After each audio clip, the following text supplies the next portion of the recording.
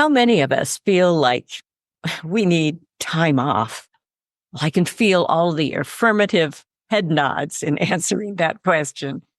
And most of us take vacations, but what's entailed in a real career break with structured time off? Is it something that more employers and even small businesses really should consider for some of their team members? And what are the implications, both financially and with productivity? And also, what are the implications for the person taking a career break? Is it too risky? Is too much professional momentum lost for both the employer and the employee? Well, many who have taken this sort of break, maybe a young mom, young dad at the same time, or I should say a new mom, a new dad that take these breaks. Well, what do you have to lose as well as gain? Well, we answer some of these questions today in this interview with Laura Nguyen, who has extensive background in helping high-achieving leaders go from burned out to balanced. So stay tuned. This podcast is brought to you by DJ Works Media and HalftimeSuccess.com, offering resources and insights for those at mid-career or the halftime of life. Explore our diverse categories, including courses, coaching, health, music, software, and travel. We're here to help you make this stage of life your best ever. So get our new articles, downloads, and podcasts by signing up for weekly updates at goalsforyourlife.com/newsletter. Now, let's dive into today's episode. Well, hello, everyone. I'm so happy to have Laura with us today. Laura, thanks for being here. Thanks so much for having me, Deborah. We have a great topic today. Of course, I love most of our topics. In fact, all of our topics. That's why we choose them. But we're talking about taking structured time off. And you have quite the background to be able to speak on this and talk about this topic. So I like my guests to be able to introduce themselves. And before I get to that, I want to remind everyone that we have a lot of resources as well with our halftimesuccess.com, and make sure that you get the articles that come with many of these podcasts, not every single one. But if you're on that list, you don't miss a single podcast, don't miss a single article, goalsforyourlife.com/newsletter. So Laura, why don't you let us enlighten our audience about your background and what led you to talk about taking structured time off? And because we're going to talk about that a little bit more today. Yeah, that's great. That's great. Thanks for the opportunity. So I'm Laura Nguyen. I've spent the last 20 years on the corporate marketing side. So I initially started my career in managing agencies and leading agencies, and then I switched over and have really spent the last 3/4 of my career on the corporate brand side. So I've been leading high-performing teams for, basically over a dozen years, and it has been such a wonderful experience for me. I've loved leading teams. I've loved driving performance. But what I ultimately found myself doing was, in the journey of climbing a ladder and driving toward growth and performance, I neglected myself. And so, Deborah, I totally burnt out after a career on the corporate marketing side. And I knew I needed to take some structured time off. And so for me, I wanted to take a career break that allowed me to rest and recharge. And what that really meant was I needed to ensure that I use this time wisely. And that's the reason why I talk about it as an intentional time off and structured time. Oh, wonderful. What were some of the symptoms? Probably we're going to have many of our audience members are going to go, oh, that's how I feel. I wonder if I need it, right? But what were some of those symptoms that you had that just told you that you really needed to break, your body was shutting down? Yeah, I think a few of the key symptoms. One is the physical symptoms I really started to ignore. So I was having chronic headaches. And I was like, well, maybe that's just because I'm dehydrated, right? I'm not taking care of myself. I'm super dehydrated. I was having GI issues. So my stomach was hurting a ton. And I kept thinking to myself, well, maybe it's just because of the food that I'm eating. I'm probably just not eating healthy. And that's the reason why. I felt extreme fatigue. But at the same time, I had really bad insomnia. And so no matter what I could do, I couldn't sleep enough, because I was just, ruminating every single evening. And I also had a small child. And so, obviously they keep you up at night too. And so I was like, well, it's just because my daughter's young and she just wakes up every few hours and that's the reason why. Or I'm just really stressed. And, everyone has insomnia issues. We're all struggling with getting enough sleep. So that was another core component. And I think what ultimately happened was I kept just sprinting forward, ignoring all of those symptoms until what I felt like I hit this invisible wall. And that wall felt like I just can't, it's so tough to be able to get excited and wake up in the morning and be that person for my team, to be able to be that shining light for my team. I started losing creativity. That was a really big one for me that I was really struggling with. I was experiencing a lot of brain fog. The things that I felt really natural at before, I just started struggling. And so that really became one concerning for me. But I think what ends up happening is you start to have a crisis of confidence in those situations. Mm-hmm. And then I started thinking, well, is this just imposter syndrome? Right? Okay. I kept thinking all of these things of like excuses, essentially, of this couldn't be burnout. Mm-hmm. This can't be burnout. There's other things that this could be, but it can't be burnout. Mm-hmm. Wow. I just, all of those things. And when you add up all of those, I kind of jotted a few down.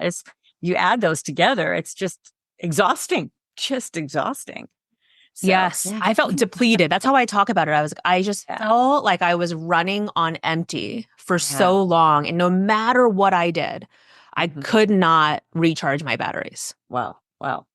So when we talk about taking a career break, how is that different from just taking a vacation? Because it sounds like, you really needed to take a career break, or taking just like time off for health reasons. Because part of what your symptoms were was like, okay, maybe I need to take time off for health reasons too. There's a mindset here, and we'll talk about that. But there's other things that, especially women, that take off time for pregnancy or having a new baby. Men do too. Now I have a son that they gave him the weeks or months off. Actually, I couldn't believe it. My husband never got that time off. So, can you elaborate on what the career break, how it's different than some of these?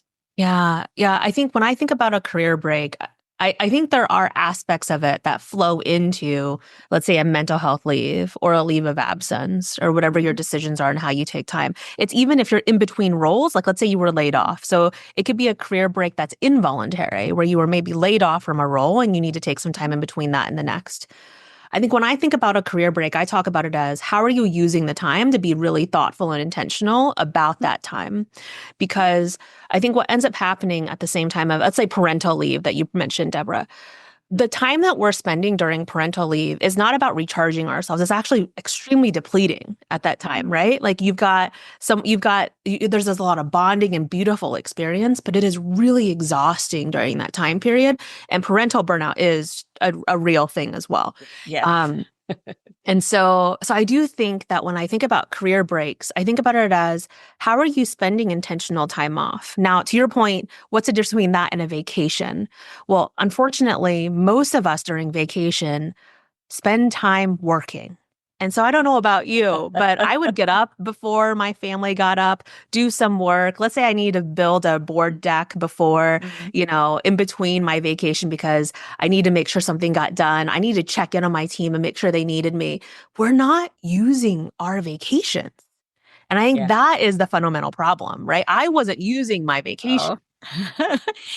That is funny because, you're talking to the choir here. Yeah, I'm working on a book. Okay, so a new book. But really, I was equating a little bit of what you were talking about, the structured time off, with, kind of renewing. It's a mindset and, learning and being able to grow in different areas. But many sabbaticals in the educational field are like this, and it's structured. And it's for a particular project. They can take 6 months, they can take a year and study, maybe study abroad, but many of those do that. But we don't do that as entrepreneurs or even of small businesses with companies. So there's some risk involved, in losing that momentum. So yeah, that's interesting combination, especially when you mentioned about the vacations, most people work through them. Yes. When I'm usually always doing something on vacation. I try to plan them so I only have to do maybe 10 minutes and then I'm done. And that works really well for me. I help others do that as well, because you can keep things going if you are an entrepreneur and there's certain things that you need to keep going. So you can. It's very, it's just a lot of work before, but then you can plan ahead on that. So what common fears now are there for those professionals taking those career breaks, and how can they be overcome? Because this is a mindset, and for those who have, especially, if you're a solopreneur or an entrepreneur, small business, and you're in charge, boy, there's some fears there if you're going to really take time off. What if you don't have somebody just to really at the helm to be able to take over? So how do you approach that, Laura? Yeah, I think that's a great question. So there's a few things to think about, which is, we always talk about working on the business instead of in the business, right? And especially when you're talking about taking some structured time away from your day to day, that takes a lot of intentional prep work, as you were saying, to make sure that you can take that time. I think the other piece to talk about as well is, you had already mentioned it, which is time blocking. What are the specific days and for how long are you going to be able to be logged in for, so that you give yourself parameters? But let's talk about the fears. So the first fear is financial.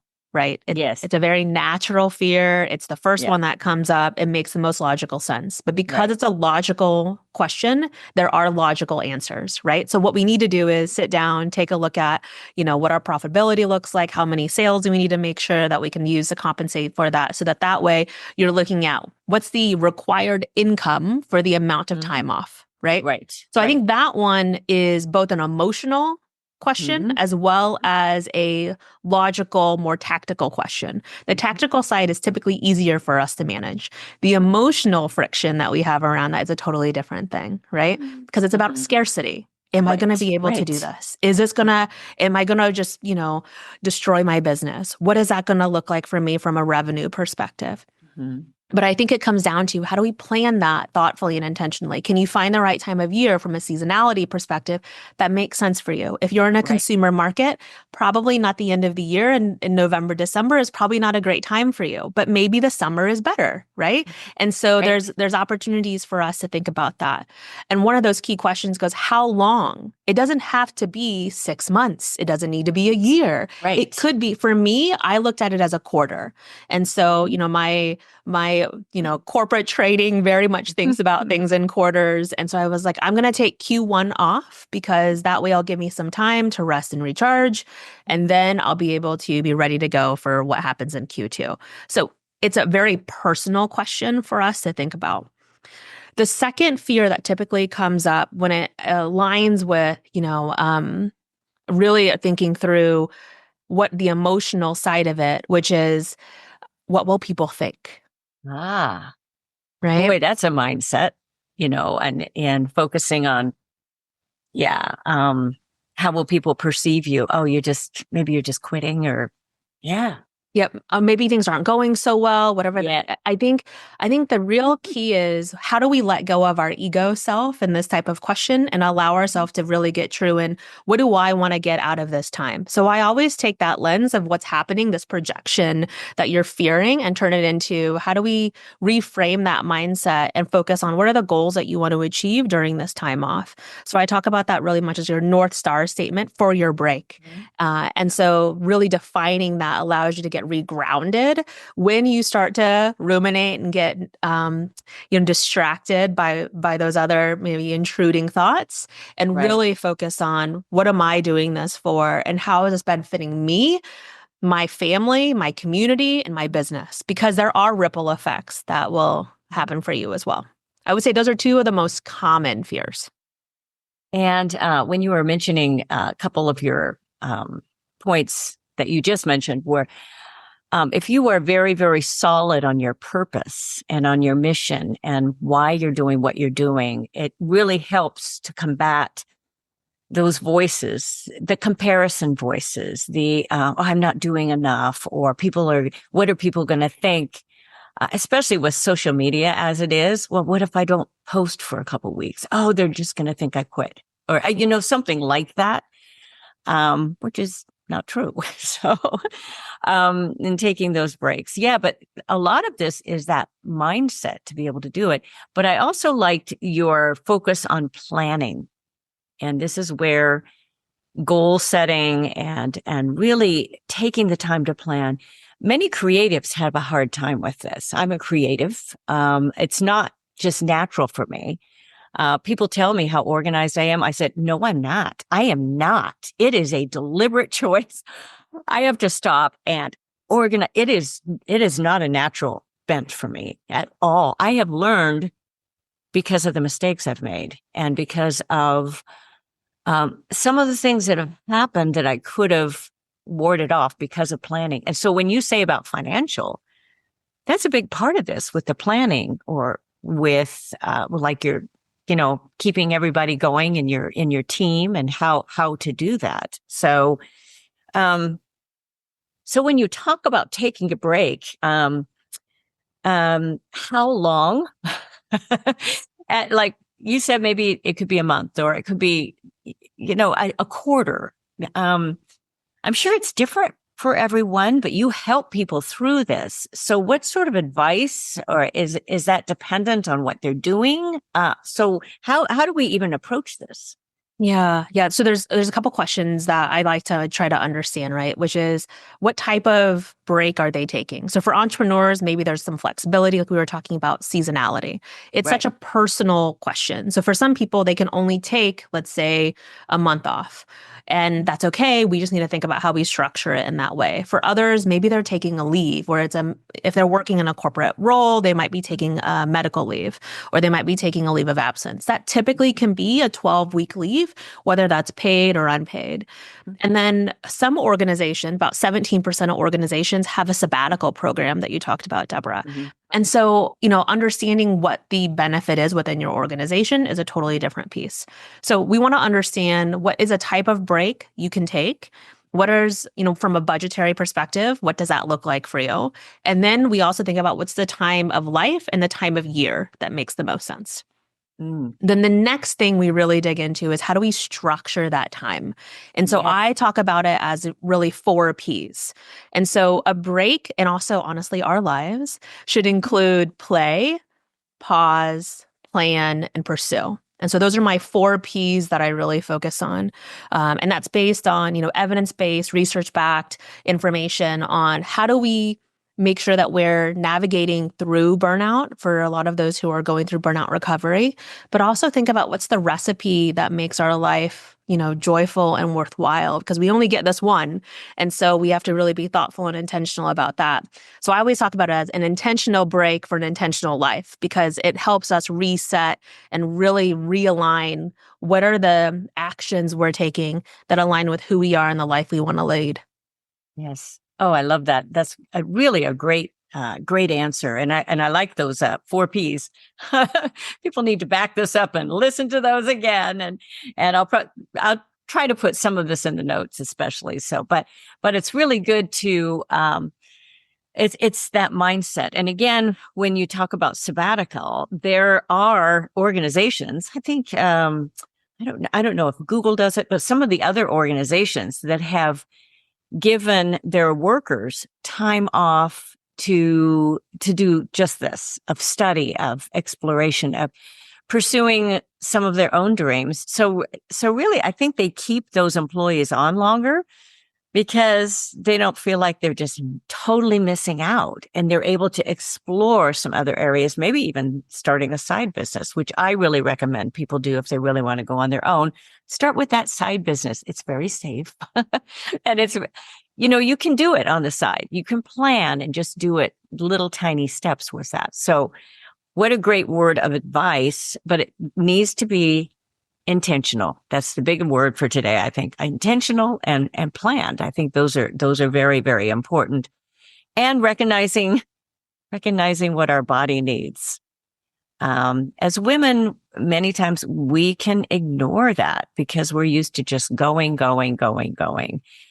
And, I've had 3 kids. I've worked at the same time. I've balanced a million things at the same time. And you get tired. You just get tired and you end up pushing it on both ends is what you do. And I used to be able to go on less sleep.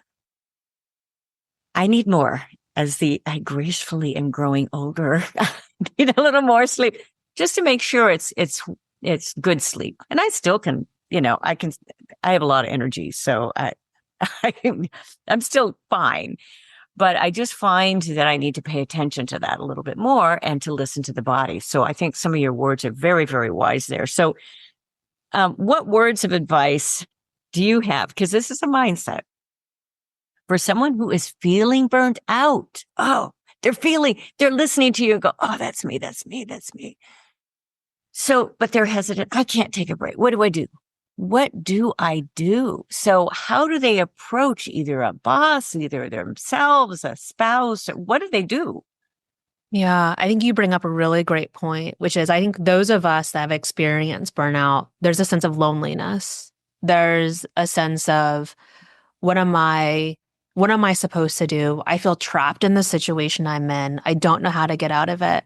And what I talk about is like find your circle. Like one of the things that I really missed when I was in my state of burnout was I did feel really alone. And I was trying to figure out like, can I get a therapist that can help me? Right? Like that's kind of the first thing. Like, are you taking advantage of the benefits you have? Like get a therapist, right?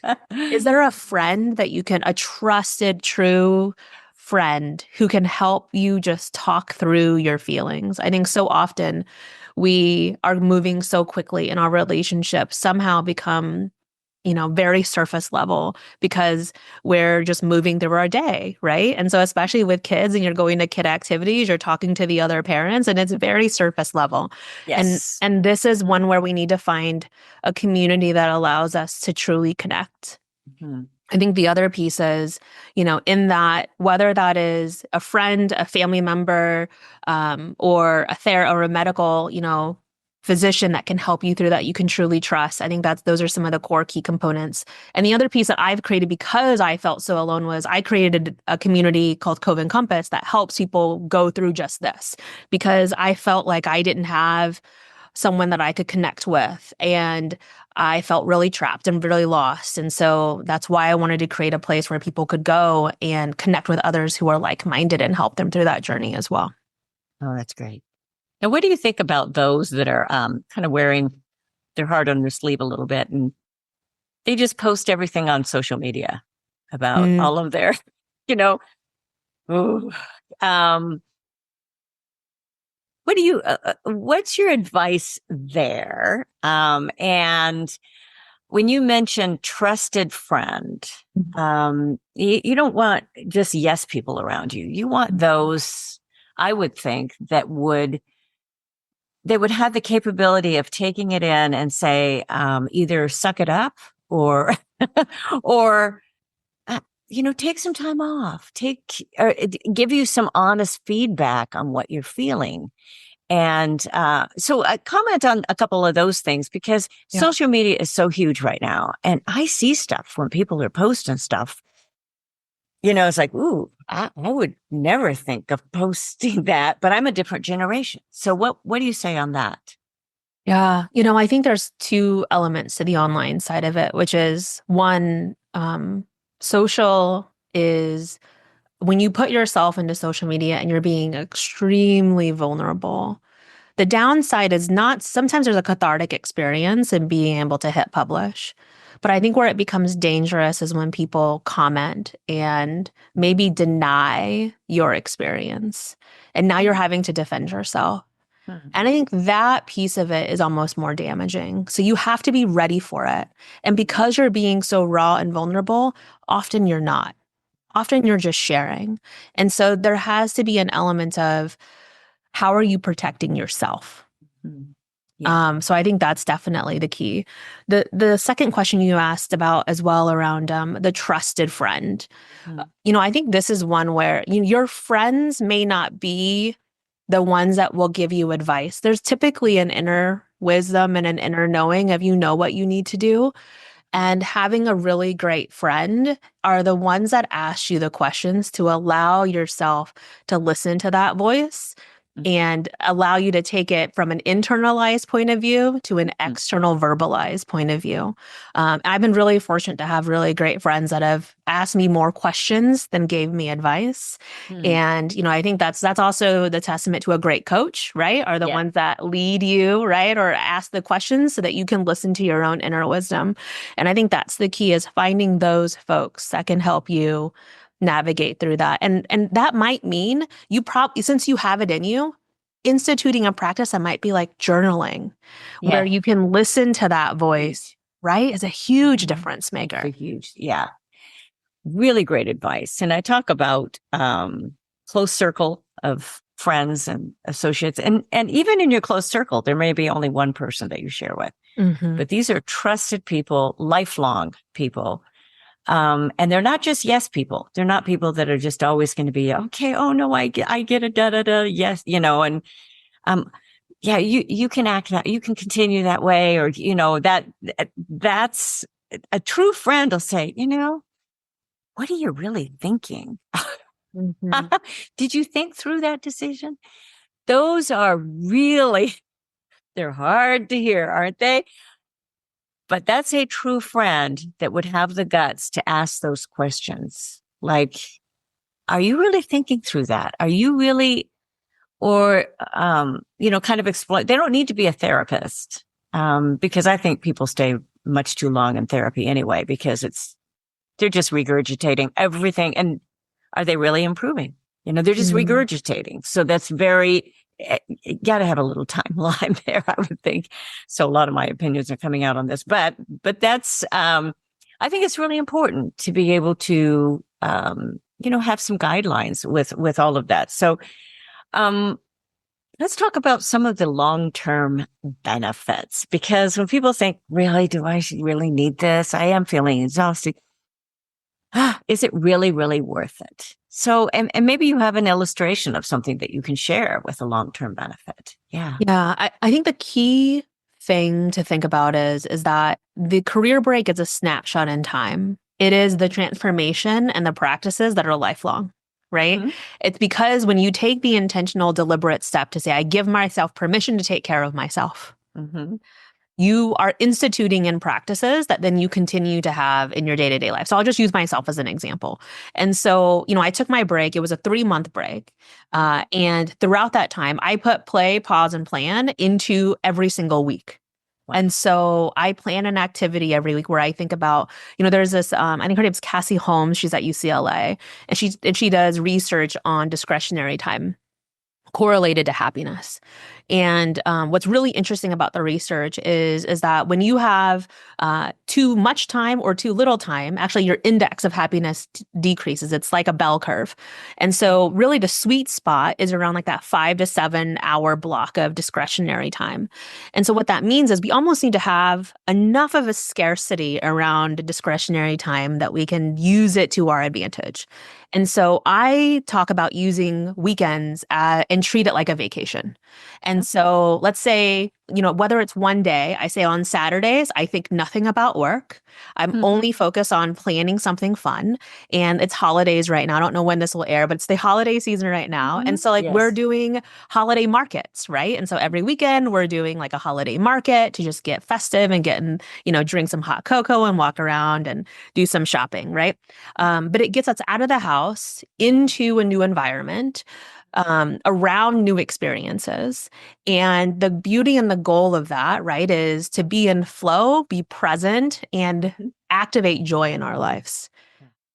And then pause is all about, being mindful, taking time to meditate, taking time to journal. And so every day I spend, and first thing in the morning, 15 minutes, and I'm journaling or I'm doing a meditation. So I have it blocked in my schedule that's what I'm going to do. At the end of my day, I do a recap, same thing. And it is a huge difference maker. And if I start to notice myself, Deborah, like maybe losing some steam, if I need to, I'll because I give myself the permission, I'll interject it in the middle of my day as well. And then plan happens every Friday for me typically. So I usually do a burn down for the week and then I prep for the next week. And I'm thinking about how are we being thoughtful and intentional about how we spend that time. Right. Ah, great. I mean, it's easy. It's 3 little steps, and 3 is a magic number. They're easy to remember, aren't they? Yes. Or easier to remember, I should say. But I like that. Play, pause, and plan. And a lot of times, those who are driven, type A personalities, like, yes, I am, it's the first one that gets skimped on, the play, because we go right to, I can take 5 minutes here and then I'll get back to it or, whatever. But yet the actual play, and I'm married to a type B, more of a play who loves spontaneity. That is, so it's a good combination, though it does create, some communication now and then, but we've lasted through 40 plus years. So that's, yeah. But that's an important part for those who are driven. And if you are type A listening to this, and I didn't even know I was type A because I just kind of went through, I didn't even know I was an entrepreneur. That word was not, when I went through school, it was not known. Nobody told me what an entrepreneur was. I figured it out later. And that kind of dates me in my education. But now it's an emphasis in many, colleges and educational venues because, that's who we are in our United States as entrepreneurial. And yes, this is, as we record this is right before the holidays. We'll be releasing it after the holidays, which is a great time because people are so exhausted. But taking time to play, so important. I love that. So now, what role do employers take in this, and how, if you have a team, how can you implement this with your team without really losing momentum? And I mean, there's some fear there when you've got workers going. What would you say to that? Yeah, I was actually listening to one of your recent podcasts. I forget her name, but she owns the Moss business. Mm-hmm. Yes. And she specifically talked about, right, that when she first started the business, it was really about the hustle. And she was about how do you maximize the minutes for each of the team. And then she recognized that, I actually would do better if I just added another team member and that retention would be increased because of that. I think that's the key. It's that mindset shift within as an employer and organizations to think about not only about, let's say, utilization of your team, but honestly thinking about productivity in a different way. We often think about the history around productivity, right, is the thought process around, how many bushels per acre could we really get and trying to maximize the output. But oftentimes knowledge workers and even if you think about hourly staff, right, like they need that downtime because in creative spaces and creative roles, you have to have the downtime to really think about problem solving. And so having, I think Google was one of the first ones, and 3M also instituted, time for their team to be able to work on projects that were outside of their day-to-day role. And that helps think about how do I connect the dots differently and help recharge myself. And when we think about, let's say, time off within an organization, one key piece is respecting and recognizing people's boundaries. Mm-hmm. Most of us, and I'm a millennial. I did not learn how to set boundaries very well. I was all about the hustle and grind, and I was working 70 to 80-hour weeks straight out of school. And that was what I felt like as expected, but also what was rewarded, right? And so I think the other piece is how do we reward people for impact, not just hours worked? And I think that becomes a different shift as well within an organization. Yeah, you're very right. And I think every generation has faced that in some way, in that sort of drive and that feeling like you had to work that many hours. I have a son who's an attorney. There's many law firms that, they pretty much require that, with big law. And you can have choices if you are in the workplace as well and seeing what the culture is there. So, but yeah, with just those, in planning for your team, I think that's looking at it a different way, maybe hiring another team member or, not just overburdening, because then your productivity will end up going down if they're burnout. They're not going to give you their best, and they're not going to be creative and all of that. You're going to feed into them. So now we've talked about some of the mental obstacles in actually taking a break. What about coming back to work if you've taken a break? What sort of mindsets do you need to have when you do that? And I mean, there's a little bit of that maybe awkwardness. Okay, I've been off 3 months. Okay, what's been happening? Well, I've been gone. Oh my gosh. Like they've changed the whole program, or, I mean, how do you deal with some of that coming back? Yeah, I think, let's say like working mothers have had to deal with that a lot, Yes. right? Especially for those who've come back from maternity leave and all of a Right. sudden projects that were yours are no longer yours. Yes. And navigating those waters. So I love this question. It's actually the first time anyone's asked me this question, Deborah, there's a whole chapter dedicated to managing your sea legs, essentially. Okay. Right? Like think about it when you get off a boat and you've been on it for, even if you're going on a week cruise, you get off and you're kind of just trying to get your bearings a little bit. You're still kind of swaying with the feeling of the waves. And so I talk about it as when we talk about plan and pursue, that's all about the intentionality around how do you want to re-enter. And so we think about this as what are your anti-goals? What are the things that you want to make sure you put in place that you don't want to go back to the old you? Okay. Right. And so you have to really think and be intentional about what are those boundaries you need to set for yourself, and how are you going to take a relook at work? You're also going to have a more heightened sense of awareness because you've spent this time to recalibrate yourself. And you have to continue to give yourself permission to listen to that voice. And so you're going to have to schedule check-ins with yourself. That's really the other key. And then third, I talk about systems. What systems are you going to put in place that allow you to put in autopilot some of these things that make your life much easier to manage? For some of us, I think it's like 35,000 decisions are made, right, in a day. We have to figure out how we manage through that so that we don't have decision fatigue. And so some of that is putting in those systems to streamline your life. Some of that could be outsourcing certain things that you were doing before that you might need to take a relook at so that you're freeing up your time. And then the other piece is what do you need to automate and what do you need to let go of? So I talk about Eisenhower's matrix as how I use it for my life. What do I need to not do anymore? What I need to delegate? What do I need to, deprioritize? And what do I need to prioritize now? So I always think about that as, what are the systems you put in place to allow you to live a life that is aligned to you instead of the outside world?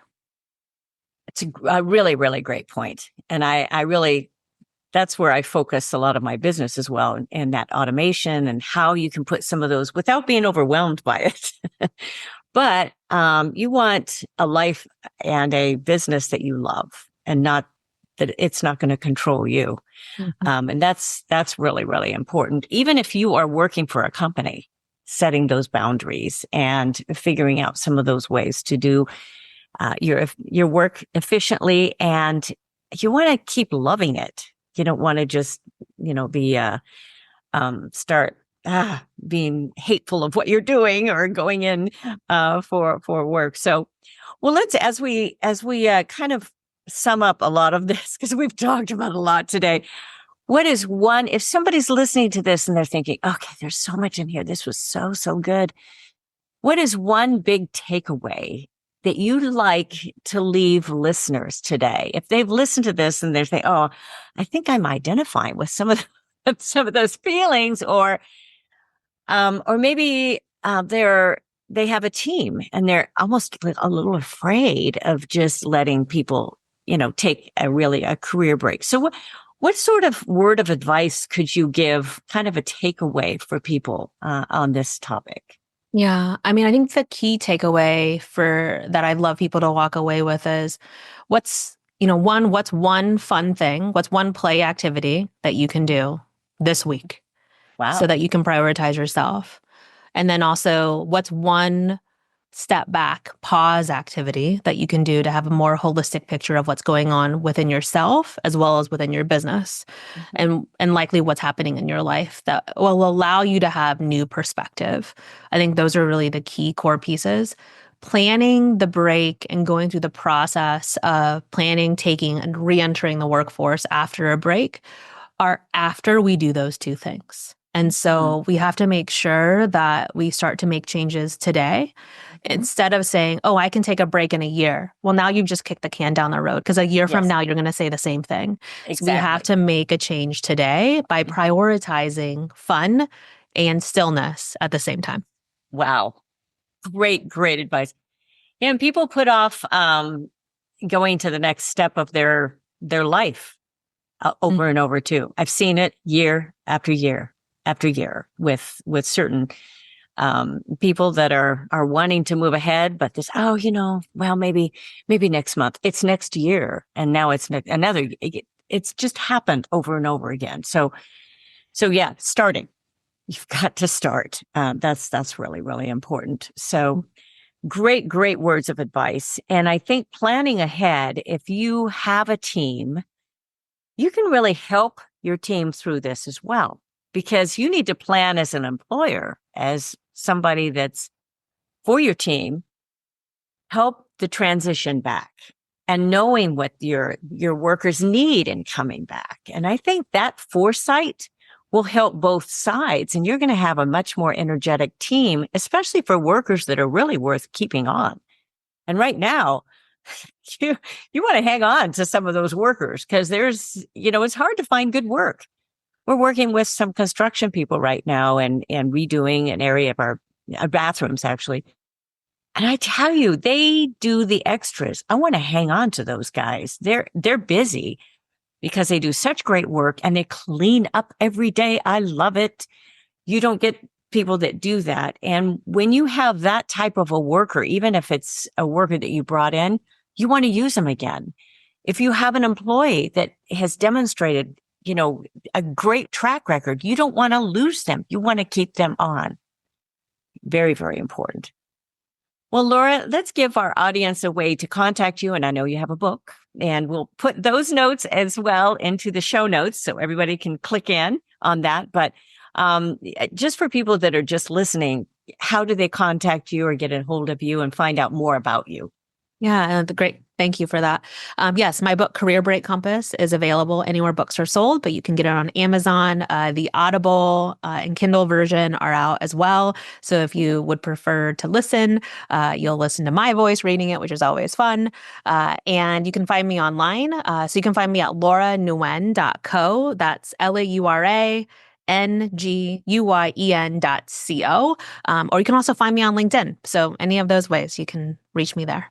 Okay, good. Wonderful. So thank you so much for being with us. And thank you all for lasting all the way through here. What a great interview. I love the podcast format, and it's exploded as a way to get information, a way to connect with people all around the world. And what a fun way to do that. So Laura, it's this has been delightful. Thank you so much for being with us. And thank you all for joining us and being with us all the way through.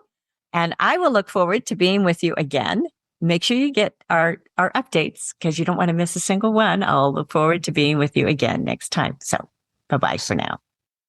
Thank you for joining us. It is because of our wonderful listeners like you that we keep going strong week after week. We'd love it if you'd share and follow us to not miss a single show and even write a review. You can also find all of our articles, products, and links at womenathalftime.com.